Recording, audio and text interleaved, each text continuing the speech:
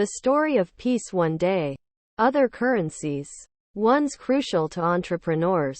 Our passion, perseverance, and enthusiasm. Jeremy Gilley, the founder of Peace One Day, is a wonderful example of these. A former actor and filmmaker, Jeremy asked a big, what if, question. What if countries and individuals stopped fighting? Just for 24 hours? After all, he figured, on Mother's Day, we call or visit our mother. Send flowers. Maybe take her out to dinner. That's a behavior change. Why not make the same kind of behavior change in the name of peace? If the fighting could stop for a day, he was convinced, millions of lives could be saved. Peace had to start somewhere. Why not with him? Then he got a bright idea.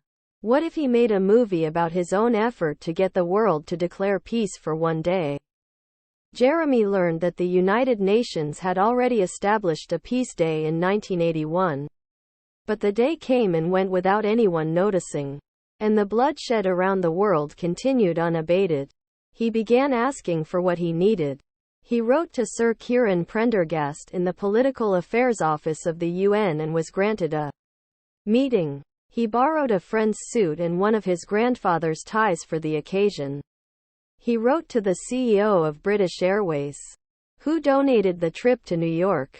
He persuaded Prendergast that pursuing the goal of peace one day was completely within the UN's mission. He went on to meet with others who he knew would support the idea, including the Dalai Lama. Every time he met with someone, he filmed the interaction. Heartened by the supportive response from such luminaries, he launched the Peace One Day project at the Globe Theatre, where a friend, actor Mark Rylance, was the artistic director. 140 of the 2,500 people he invited showed up, all of whom were his friends. He was discouraged, but he didn't give up.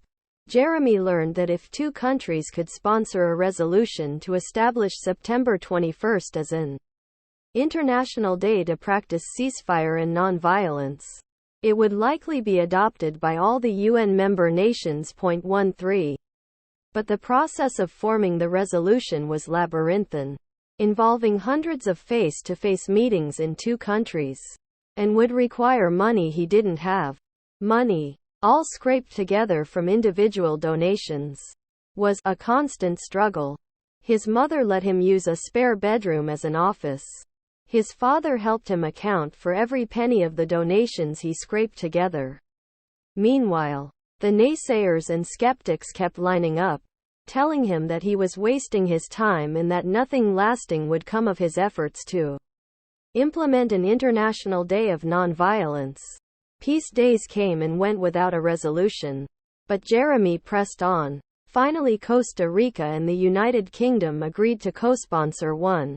And UN Secretary-General Kofi Annan gave his enthusiastic assent. The resolution was unanimously accepted. The announcement was scheduled, as fate would have it, for September 11, 2001. After that devastating day, September 21st came and went that year. And for years after, without anyone noticing, and with more terrible violence erupting in the Middle East. But for Jeremy, surrender was not an option. He understood that to succumb to it would result in more violence and death around the world. That the lives of millions literally depended on his ability to fulfill his vision and meet his goal.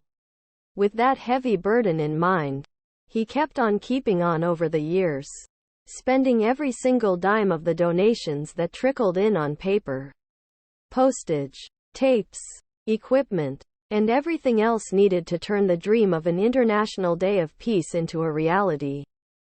Ultimately, the tide began to turn.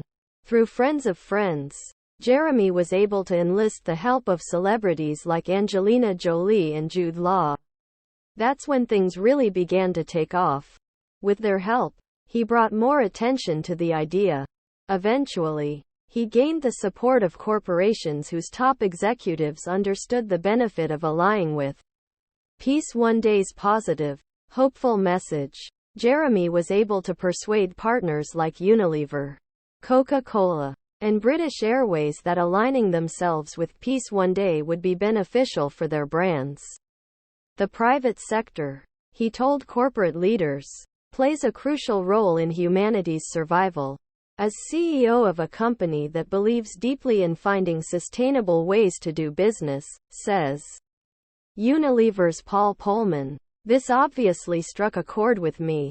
To Polman, it was also clear that there can be no business growth in an environment where there is no peace. 14. Confirmation came when Jeremy and Jude Law undertook a dangerous journey to Afghanistan to meet with Taliban leaders. The American General Stanley McChrystal announced a one-day ceasefire. On September 21, 2005, the Taliban and the American force fighting in Afghanistan laid down their arms for a day. In that day, nearly 2 million Afghani children were vaccinated against polio, and violent incidents dropped by 70%. Jeremy embodies many of the golden rules described in this book. And like so many outstanding philanthropreneurs and creative people, he has accomplished great things with the help of many currencies beyond money.